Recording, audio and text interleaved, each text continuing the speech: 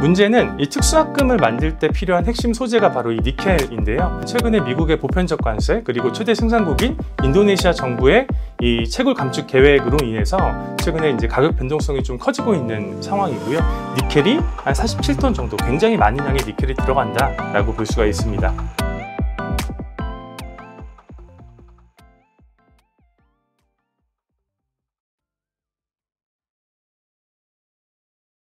안녕하십니까. 메리츠증권에서 통신, 우주, 미디어 섹터를 담당하고 있는 정지수 연구원입니다.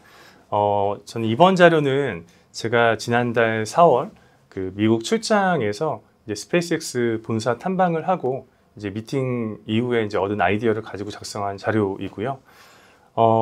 제가 이 자료를 작성한 이유가 그 국내에도 스페이스X 관련된 밸류체인들이 굉장히 많이 생겼어요.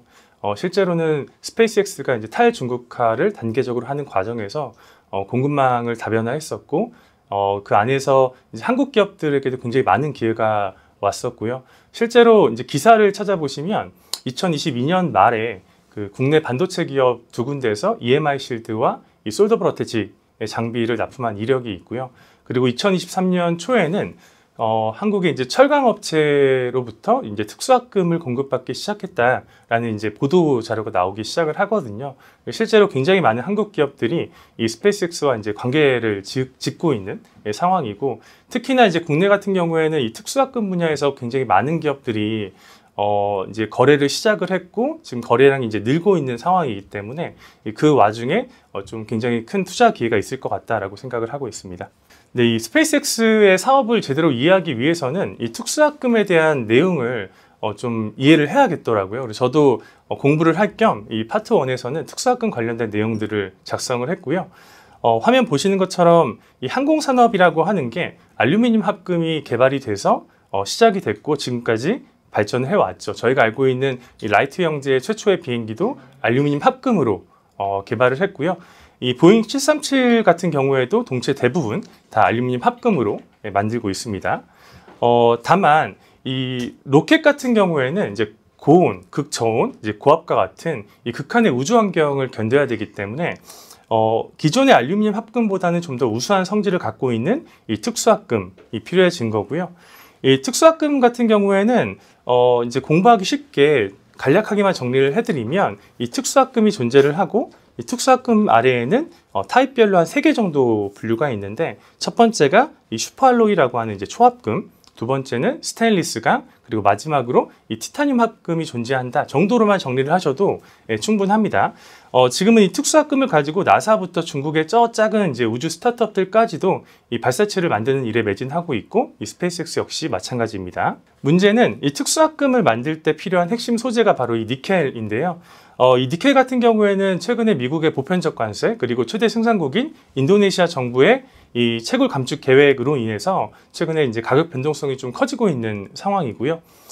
아직까지는 이제 공급 과잉 상황이 맞지만 머지않아서 이제 수급 밸런스가 맞아지고 결국에는 공급 부족으로 이제 전환이 될 예정이기 때문에 이 우주 산업에 종사하는 기업들 입장에서는, 특히나 이 스페이스X 입장에서는 니켈을 안정적으로 소싱하는 게 굉장히 중요한 과제가 됐다라고 이해하시면 될 것 같습니다.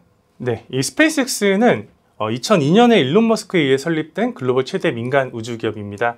그간 이제 다양한 성과들이 있었지만 향후 주요 일정만 먼저 짚어드리면, 당장 내년이죠. 2026년에 화성으로 이제 무인 우주선을 발사할 계획이고요. 이게 성공하게 되면 2029년에는 화성 유인 탐사 미션을 진행을 합니다. 그리고 이제 궁극적으로 2040년에 화성 이주 계획을 실현한다라는 목표를 갖고 있는 회사가 바로 이 스페이스X이고요. 이 스페이스X는 사업부가 크게 3가지입니다. 첫 번째는 이 위성 고객들로부터 돈을 받고 발사를 대행하는 이 발사 서비스 사업이 첫 번째고요. 두 번째는 저궤도 위성통신 사업인 스타링크, 마지막 3번째는 이 나사와 협업해서 심우주 탐사를 진행을 하는 이 딥스페이스, 이 3개의 사업으로 이제 이루어져 있습니다. 이번 자료에서는 이 발사 서비스 부문에 대해서 좀 집중적으로 말씀드릴 예정이고요. 이 글로벌 우주 발사 성과를 보시면 최근 3, 4년 사이에 이 발사 횟수가 좀 눈에 띄게 증가했다라는 걸 알 수가 있고요. 이 중에서 이제 스페이스X가 차지하는 비중은 압도적인 상황인데요. 이 스페이스X 역시도 2021년부터 본격적으로 발사 횟수가 증가하기 시작했습니다. 2021년에 31회, 2022년에 61회, 2023년에 98회 발사했고요. 작년에는 138회 발사했습니다. 올해 같은 경우에는 200회 가까이 발사하는 게 이제 기정사실화 되어 있고요. 네, 이 스페이스X의 발사체 라인업은 크게 세 가지고요. 팔콘 9과 팔콘 헤비, 그리고 이제 스타쉽입니다. 현재 주력으로 사용하고 있는 이 팔콘 9 같은 경우에는 저희가 이제 영상으로 자주 접했었죠. 이 1단 추진체 같은 경우에는 발사된 이후에 발사대로 이제 회수에 돌아오는 영상을 한 번쯤은 다 보신 적이 있으실 거고, 이 탑재체 같은 경우에도 발사되고 나서 낙하산 타고 바다에 떨어지면 이렇게 이제 배를 타고 가서 회수를 해오는 방식으로 재사용을 하고 있습니다.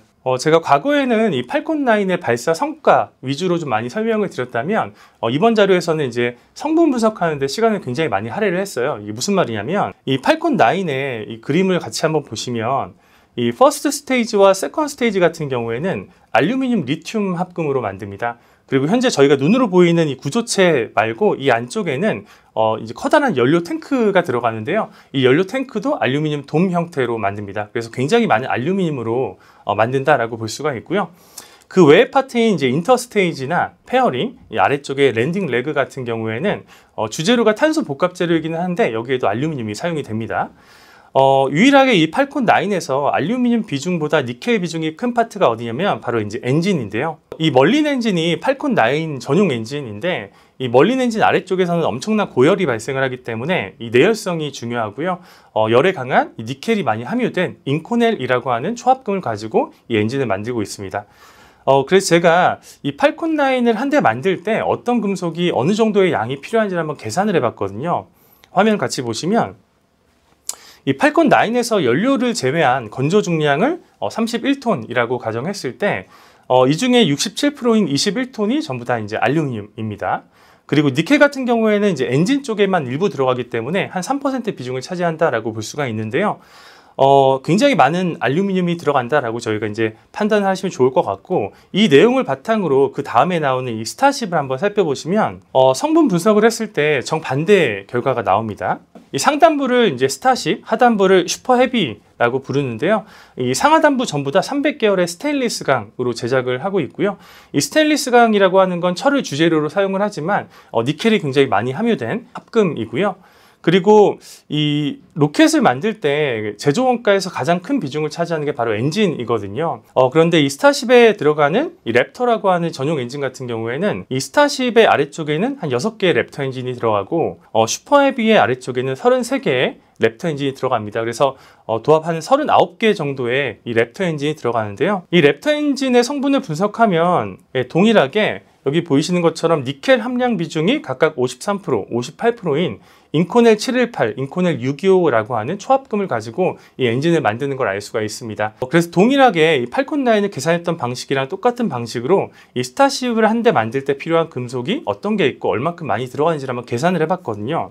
이 스타쉽의 건조 중량을 320톤이라고 했을 때 이번에는 알루미늄 비중이 1% 미만입니다. 알루미늄이 이제 거의 안 들어가는 거죠. 반대로 이제 철을 주재료로 사용을 하기 때문에 철이 가장 많이 사용되는 건 맞지만 철을 제외하면 가장 많이 들어가는 금속이 바로 이 니켈이고요. 니켈이 한 47톤 정도, 굉장히 많은 양의 니켈이 들어간다라고 볼 수가 있습니다. 이 내용들을 토대로 해서 이제 투자 아이디어를 도출을 해보면요. 이 왼쪽 그림은 이 팔콘 9의 발사 횟수인데요. 그리고 이 파란색 선 그래프는 스페이스X한테 알루미늄 합금을 주로 공급했던 특정 벤더사의 공급액 추이입니다. 이 팔콘 9의 발사 횟수가 그렇게 크게 늘지 않았을 당시에는 공급 금액에도 큰 차이가 없었지만, 이 팔콘 9의 발사 횟수가 최근 2, 3년 사이에 이제 급증하는 과정에 있어서 공급액도 같이 크게 증가하는 걸 저희가 알 수가 있는데요. 이 오른쪽 그래프는 뭐냐면 이 스타쉽의 발사 횟수입니다. 스타쉽 같은 경우에는 재작년에 2회, 작년에 이제 4회 발사했고요. 올해 같은 경우에는 한 10회 정도 발사할 걸로 예상을 하고 있습니다. 그러면 이 2회, 4회, 10회 발사한 이 스타쉽이 연간 몇 회까지 발사할 수 있을까라는 이제 궁금증이 당연히 생길 수밖에 없는데요. 이거에 대한 힌트를 올해 초에 일론 머스크가 준 게, 일론 머스크가 이제 최근 뭐라고 대답했냐면, 가까운 미래에는 그 가까운 미래가 뭐 5년 뒤가 될지 10년 뒤가 될지 모르겠지만 가까운 미래에는 2년마다 스타쉽을 1000대에서 1200대를 쏘겠다라고 얘기를 했었거든요. 한 연간 5, 600대 정도의 스타쉽을 쏜다라는 얘기인데 그게 뭐 5년 뒤가 될지 10년 뒤가 될지는 몰라도 상식선에서 재작년에 2회, 작년에 4회, 올해 10번 발사하는 이 스타쉽이 내년과 내후년 그리고 그 다음 해까지도 큰 폭으로 발사 횟수가 증가할 거다 라는 전망에 있어서는 저는 이견이 있을 수 없다라고 생각을 하거든요. 근데 이제 흥미로운 점은 제가 서두에 말씀드린 것처럼 국내에 이 스페이스X로 특수화금을 공급하는 회사들은 대부분 다 주력 제품들이 니켈 기반의 특수화금입니다. 이 얘기를 좀 쉽게 얘기하자면 국내에 이 스페이스X로 특수화금 공급하는 밸류체인 기업들의 경우에는 이 팔콘 9이 이렇게까지 성공적인 발사체가 되기까지 기여한 게 거의 없다라는 얘기죠. 그러니까 이들 없이도 팔콘 9은 이미 성공적인 발사체였다라고 볼 수가 있고, 국내 기업들 같은 경우에는 이 스타쉽의 성공을 위해서 모인 밸류체인이기 때문에 실제로 스타쉽의 발사 횟수와 연동이 돼서 실적이 좋아질 거다라고 봐주시면 될 것 같습니다. 제가 자료에 함께 넣어놨던 뭐 스피어나 아니면 이제 HVM 같은 경우 국내에서 이제 스페이스X 쪽으로 납품하는 걸로 이제 추정이 되고 있는 회사들이기 때문에 이들 기업의 실적을 좀 유심히 살펴보는 게 투자에 있어서는 굉장히 좀 좋은 아이디어가 될 것 같다라고 생각을 하고 있습니다.